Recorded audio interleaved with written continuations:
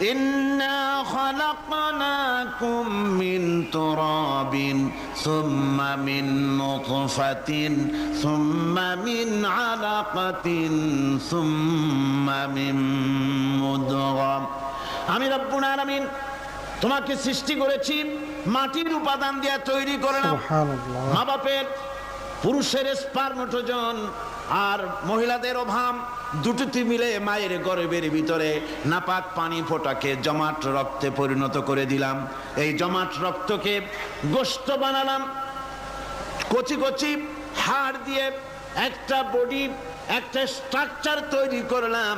তারপরে ফাকাসাউনাল ইযামা লাহমা, গোশত দিয়ে, রগ দিয়ে, চামড়া দিয়ে সুন্দর করে ছাউনি দিয়া মায়ের গর্ভের ভিতরে আমি আল্লাহ রব্বুল আলামিন তোমাকে বানাইছি।